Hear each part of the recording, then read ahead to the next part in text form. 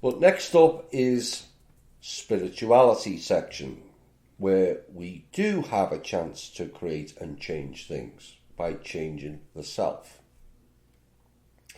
And this week we will delve more into ego and our behavioural traits, and also how, if one desires to do so and applies themselves to it, how to fix you.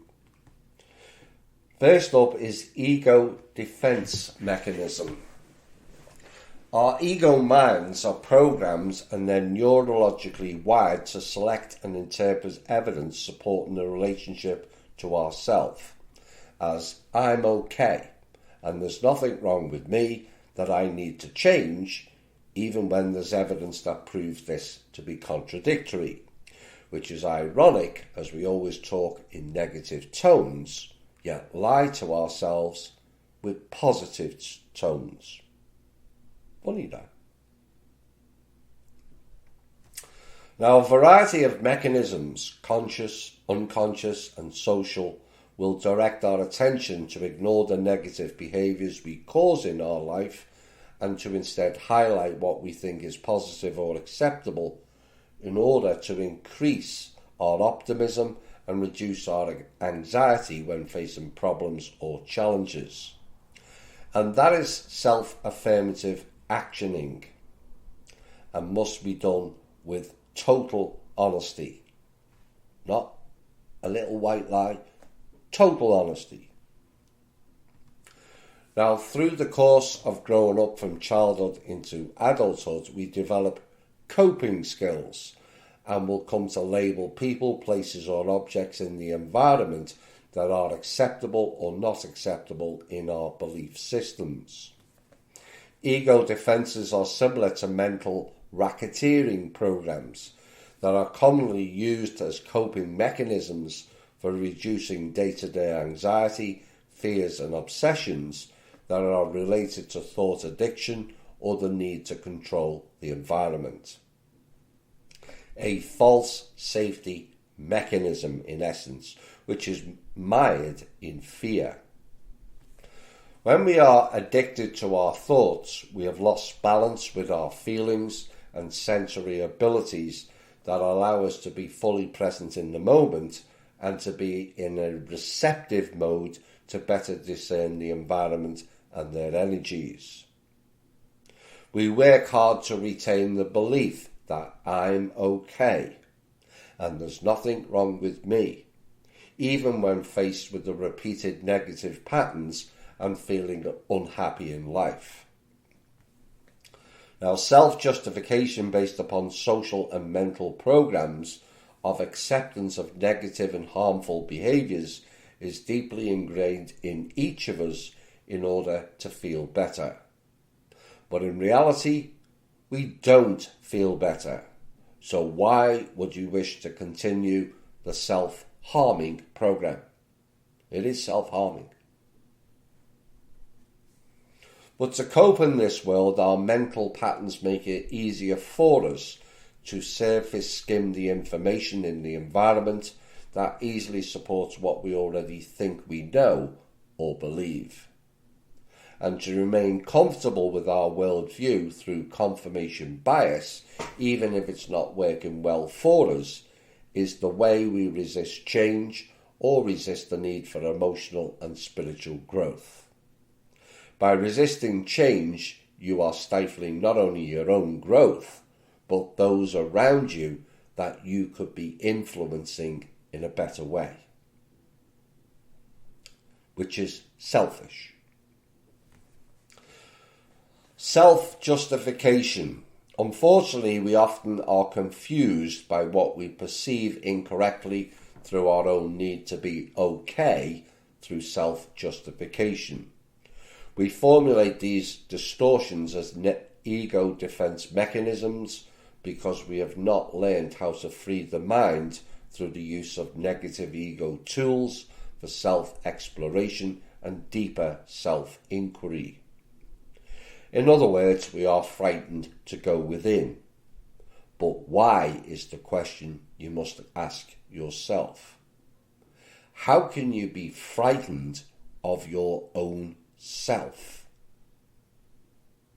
That is retarded thinking and behaviour. I'm sorry, it's lunatic asylum behaviour. Frightened of your own self. And as we learn to free our mind and love ourselves unconditionally, we know that we are okay without needing to self-justify. When we are free of our own need for self-justification by increasing our inner self-approval and self-love, no matter where we find ourselves, then we do not need to justify others or justify ourselves. At that stage, you have true freedom to just be yourself. And we are then free to be capable of unconditionally loving others, no matter what they may be choosing to do in that moment. It is what it is in this moment. You cannot be in the moment with ego and lies, as they are a past creation, which means you are stuck in the past because of fear. One has no control over others, nor what others think about them. A simple solution to that is remembering you can only control you, not others. Learn to control the controllables in life, not other people. And the quality of our thinking shapes our belief systems and attitudes, and is the result of accumulated life memories and the personality filter which form perception, judgment, bias and skills or proficiencies. Our brain commonly distorts an accurate assessment of the reality in order to increase our self-esteem or coping mechanism through discomfort by self-justification. That's when you invent a world of fluffy geese. Just saying. All of which is ego. And when we are using a coping mechanism to self-justify, we present a one-sided argument to ourselves. The spirit of humility reduces our need for self-justification and allows us to admit to and learn from our mistakes or negative ego behaviours. Humility is the key to help us overcome many of these thought distortions which evolve into a host of ego defence mechanisms. And during times of stress, overload, or threat, we often resort to a simplistic form of thinking called primal thinking. Primal survival thinking. Primal thinking is when it is repetitive and left unchecked. That accumulates factors in us that we may start to believe these base untruths about ourselves. When we are overstressed or overwhelmed, we may go back to the root fears or primitive layers, which is actually going back to childhood. Is that a good thing for an adult to do?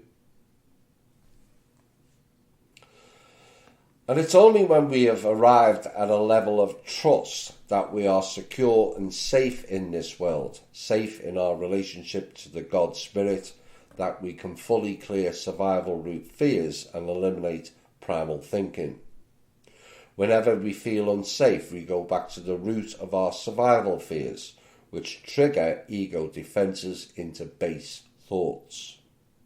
And this is why building one's relationship to the self and building one's spiritual practice to deeply connect with one's higher power is the most important practice one can do. This is the way the ego discipline is formed and the strength in the foundation of one's core is built.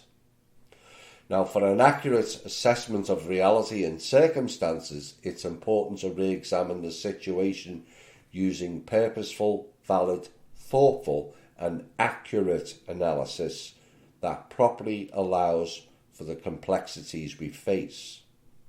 We can blend a synthesis of analysis with higher sensory perception in order to have better assessment ability and to understand what is. So we mentioned mental racketeering earlier, and here are the most common ego defense mechanisms that block our higher sensory perception and the ability to return back into neutral states of centering. And without that, it means you are permanently out of balance, and centering possibly becomes impossible, which has implications for your clearing, grounding and centering and shielding practice. But the ego defense mechanisms, these mental thought patterns, are distortions that we will call ego defense mechanisms. They help us avoid accepting evidence that challenges our self-image as a good and worthy person, or that challenge our strongly held stereotypes or belief systems. Now, we have a series of life experiences which accumulate and collect memories that lead us to form belief systems about the nature of reality and the way that our world works or doesn't work. Most people haven't recognised it doesn't work. And through the course of growing up from childhood into adulthood, we develop coping skills and will come to label people, places or objects in the environment that are acceptable or not acceptable in our belief systems. And these defences are similar to the mental racketeering programs, all of which are commonly used as coping mechanisms for reducing anxiety, fear and obsessions. But our goal in self-mastery is to find the balance between our thought process and our feeling process, so that we recognise distortions in our thinking, which then blocks higher sensory perception. But then we come to the mental triggers. When we identify these type of mental triggers that take us into distorted thought patterns through noticing our tension, anxiety or frustration levels, we can switch the balance in ourselves to find a way to release our stress. Immediately we can shift tension through refocusing our mind into breath, or refocusing into the current moment, sensory feeling awareness, being the now. And if you feel this is coming on you, just stop, count to 10 and do the breathing exercise. Breathe in through the nose and hold for the count of 3, and then out for 3. In for 3, hold for 3, out for 3, and then repeat it 9 times. And by refocusing oneself in the moment, tension or stress is being experienced, it prevents impulsive reactions such as blurting out negative words or expressing angry behaviour. When we express angry behaviour impulsively, it is not a pleasant or positive situation for ourselves or others around us. And essentially you are polluting the environment with your negativity and low vibrational energies as well. Something to ponder on. When we have allowed anger to make us impulsive, it means we have embodied that angry state, which is not a healthy practice for anyone. And this is very emotionally damaging in a person and in creating relationships based on trust with others. In most social situations, it is preferable to recognise anger and learn to observe that anger as it builds, without allowing the angry state of being to overwhelm and take over one's body, mind and emotions. It is possible to witness and feel anger instantaneously and to refocus that anger immediately, in so to refuse anger becoming your identity as a person. So to do that, you need impulse control by refocusing. And as one learns how to refocus one's thoughts, one prevents overwhelming states of emotion from triggering impulsive behaviours and angry reactions. In all situations, it's all about how you react. That determines how the engagement goes. The key is not to not blame others and react in the right way yourself, regardless of provocation. And as one develops strong impulse control, they are learning a form of ego discipline through applied patience. Well, I never. The P word again. And if we check in and find that we do not like what we may be feeling, we can learn better the reasons for that by further shifting into the observer mode. And we call that process of observing as shifting from identifying with a thought or feeling by moving ourselves into the compassionate witness. And as a compassionate witness, we have no judgments of thoughts or feelings. We hold no judgments of what we are observing in the external.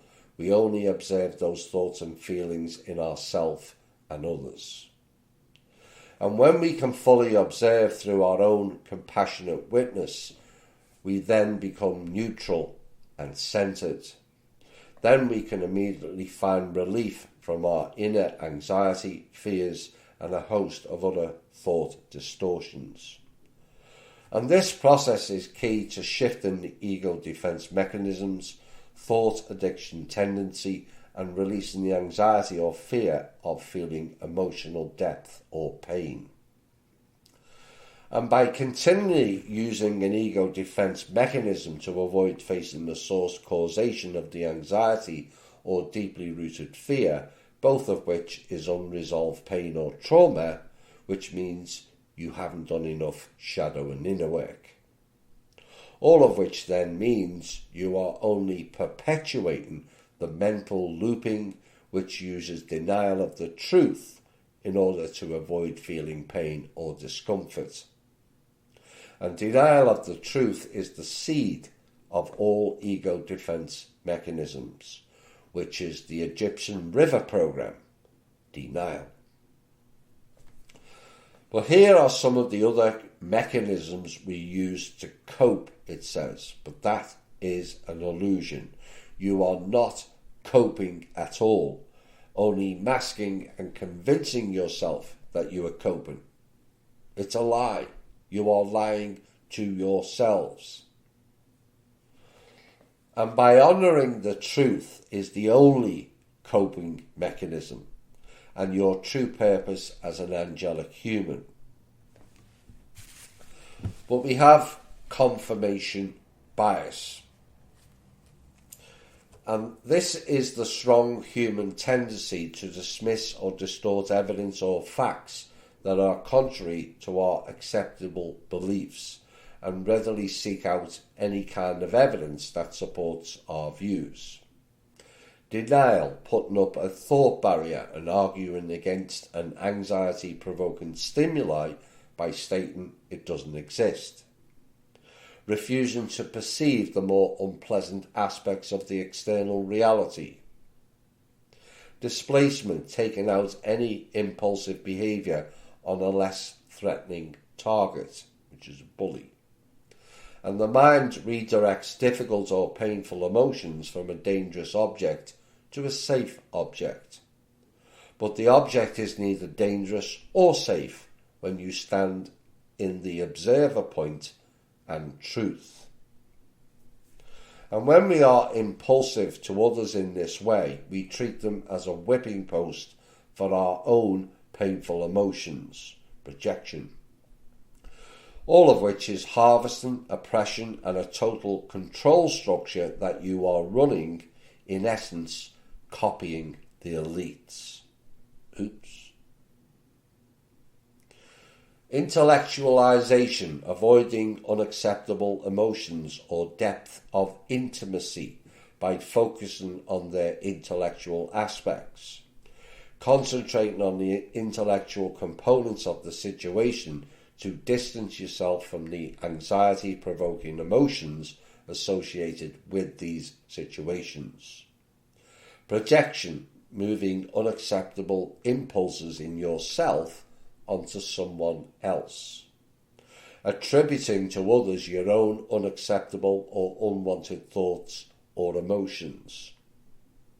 And sometimes if another makes us feel uncomfortable, we will blame them for our own discomfort. In reality, if you are triggered, that is your problem, no one else's. And projection just exacerbates the problem and never, ever solves it. Rationalization, supplying a logical or rational reason to make excuses that are opposed to the real, authentic reason. Constructing a logical justification for a decision that was originally arrived at through a different mental process or fuzzy logic. Reaction formation, taking the opposite belief because the true belief causes anxiety or discomfort because it has triggered you. So you have to address the trigger. Regression, returning to a previous state or stage of development, reverting to an earlier stage of development in the face of unacceptable impulses or emotional pain. And that is cowardice upon the self. You will not advance on the consciousness scale without developing courage. The courage to fight the self. Repression, pushing thoughts into the unconscious through setting up walls and preventing painful or dangerous thoughts from entering the conscious mind. That's where people go, put fingers in their ears and go, la la la la, I can't hear you. Well, yes you can. You're just ignoring it, which is cowardice again. Sublimation, acting out unacceptable impulses and destructive behaviours such as addictions in a socially acceptable way. It's just not. Sarcastic humour, refocusing attention or inquiry on the comical side of the situation to relieve negative tension, similar to comic relief. But sometimes sarcasm is used to appear as humour when it's meant to belittle a person or being used as a put-down to refuse to deal with the facts at hand. Splitting is a very common ego defence mechanism. It can be defined as the division or polarisation of beliefs, actions, objects or persons into good and bad by focusing selectively on their positive or negative attributes. But splitting diffuses the anxiety that arises from our inability to grasp the nuances and complexities of a given situation or state of affairs by simplifying and schematizing the situation and thereby making it easier to think about. And it also reinforces our sense of self as good and virtuous by effectively demonizing all those who do not share in our same opinions and values.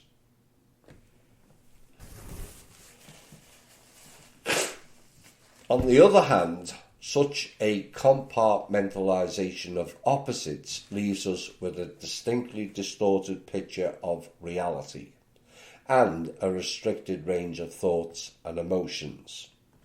It also affects our ability to attract and maintain relationships, not only because it's tedious and unbecoming, but also because it can easily flip, with friends and lovers being thought of as a personified virtue at one time and then as a personified vice at another, and back and forth. Splitting also arises in groups when members of the in-group are seen to have the most positive attributes, whereas members of the out-groups are seen to have the mostly negative attributes. A phenomenon that contributes to groupthink and indeed inflexible attitudes of xenophobia. But to overcome a lot of this, one has to build self-esteem. Self-esteem formally is the disposition to experience oneself as competent to cope with the basic challenges of life as worthy of happiness, and while others, parents, teachers and friends, can nurture and support self-esteem in an individual, self-esteem relies upon various internally generated practices, not external. And to be responsible to take care of oneself is one way of building self-esteem. In Nathan Brandon's framework, there are 6 pillars of generating and building self-esteem. Living consciously, the practice of being aware of what one is doing while one is doing it. For example, the practice of mindfulness. Self-acceptance, the practice of owning truths regarding one's thoughts, emotions and behaviours, of being kind towards oneself with respect to them, and of being for oneself in a basic sense. Self-responsibility, the practice of owning one's authorship of one's actions and of owning one's capacity to be in the cause of the effects one desires. Self-assertiveness, the practice of treating one's needs and interests with respect and of expressing them in appropriate ways. Living purposefully, the practice of formulating goals and of formulating and implementing action plans to achieve them, whether that's reading or writing or spiritual practices. You have to formulate goals and implement them to develop. Personal integrity, the practice of maintaining alignment between one's behaviours and convictions. And this then builds a strong moral character. To better identify conduct in people and groups that are representative of trustworthy behaviours, we will also need to improve our understanding of the conduct that defines both trustworthy and untrustworthy behaviours. In other words, set your boundaries. Now, trustworthy behaviour is modelled in the ethical conduct we observe in people with strong moral character and strong core centre. Untrustworthy behaviour is modelled as unethical conduct in people with weak moral character and a weak centre. So they are all your choices in life. To be or not to be is the question only. I would state, why would you not wish to be or have these better traits? But free will states, it's not my choice. Not the choice or to have the choice or ideals of others. It's only yours. And ultimately, you are what you are until you change you. When one gains unity of the self, then one is more able to find unity within others.